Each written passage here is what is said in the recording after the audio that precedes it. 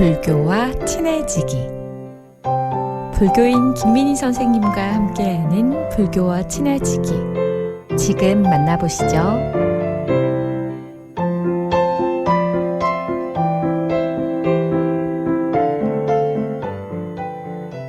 안녕하세요. 불교인 여여와 김민희입니다. 오늘은 기도라 하면 손 모아 비는 일인데요. 양손 바닥을 비비면서 빌어주던 할머니가 생각나네요. 뭔가 이루고 싶은 것을 위해 능력이 뛰어난 절대적인 자에게 간절히 염원하는 것을 기도라 합니다. 자신의 일이 힘들고 고통스러울 때, 질병의 발생으로 심신이 취약할 때, 시험과 취업 등의 높은 장벽이 가로막을 때, 인생의 중요한 갈림길에 섰을 때, 이럴 때는 강하고 힘센 누군가에게 의지하고 싶고요. 하소연도 하고 싶고 내 편이 되어달라고 발언을 하는 겁니다. 우리 조상님은 장독대 위에 맑은 정수를 놓고 빌었고요. 부엌, 부토막에서도 빌었고 우물가에서도 빌었습니다. 정월 대보름날도 영동할미 하늘로 가는 2월달에도요. 집이란 모두의 의지처가 됩니다. 그래서 집 구석구석마다 나쁜 기운이 머물지 않도록 달래듯이 부탁하듯이 비는 것이지요. 불교에서의 기도는 종류가 많은데요. 우선 중생을 교화 제도하는 불보살의 서원이 많이 있습니다. 이 많은 서원은 교화 중생이 많아서 그 중생을 각각 분담하고 제조하는 부처님들의 시스템이라 생각되는데요. 부처님의 10대원, 아미타불 48대원, 약사열의 12대원, 보현보살 10대원, 그리고 여러 경문을 통하여 중생 교화를 드러내 보이시잖아요. 이런 불보산일림의 본원과 그 가피 속에서 우리는 기도를 합니다. 연부를 하거나 사경, 독경, 명상, 참선이 있고요.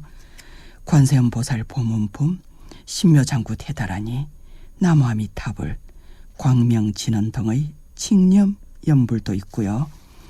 울산부교의 자랑인 자비도량 참법 기도도 있습니다. 발심, 참회, 자비, 지혜, 회양이란 이름으로 5일간 하는 기도이지요. 그리고 사찰에서는 정초기도, 초하루기도, 보름기도, 관음기도, 지장기도, 그리고 또 그 외에 입시나 성진기도, 사찰 불사 기도까지 이루어지고 있습니다. 그리고 개인이 하는 기도도 있고요. 중요한 것은 기도는 꾸준히 해야 합니다. 기도할 때는 첫째는 참회를 합니다.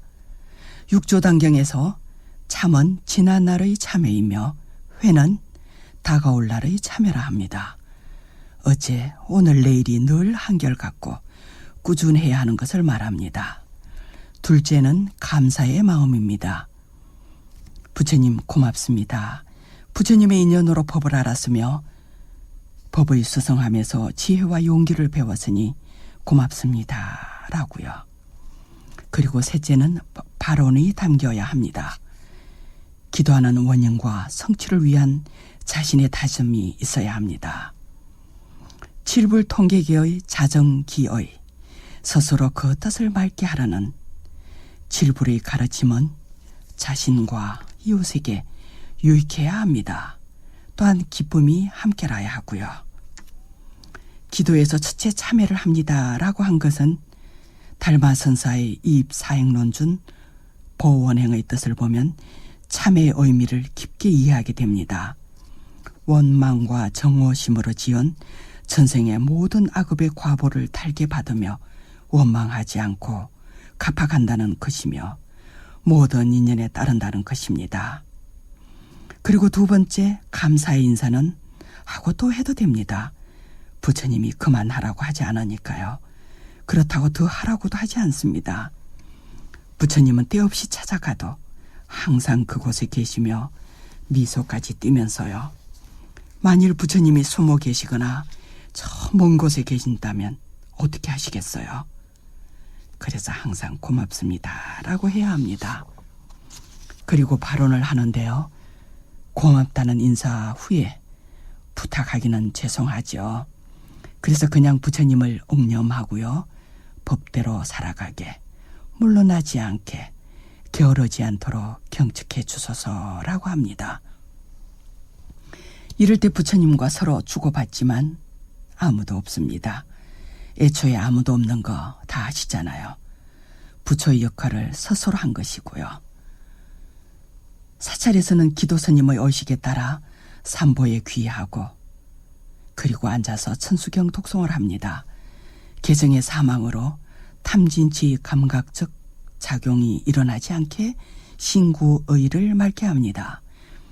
어른 스님의 법문을 다시 새겨 확인하고 염불과 축원, 사홍서원을 끝으로 법회를 회양하게 됩니다.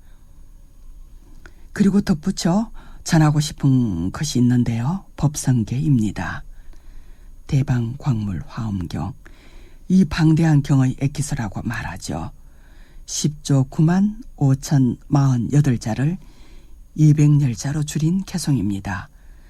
정말 놀랄 일이지요. 이 어마어마한 화엄경을 무슨 재주로 모두 읽어보겠습니까? 화엄경을 압축한 법성계의 뜻을 체득하기까지 독송하면 좋겠습니다. 이러한 법성계를 1번, 3번, 7번, 21번 봉행하거나 길게 할 때는 모래시계를 놓고 하면 좋지요. 독송하는 그 소리를 듣고 들은 소리를 사유하고 기억하여 나간다면 화엄일성 법계도에서 드러난 회통의 길을 걷게 됩니다. 독송기도에서는 자력과 타력이 동시에 일어나고요. 자력은 스스로 닦아 얻은 깨달음의 힘이고요. 타력은 불보살의 힘에 의해 깨달음에 인도되는 바로 불보살의 가피입니다. 가능하면 자력의 기도를 권하는데요.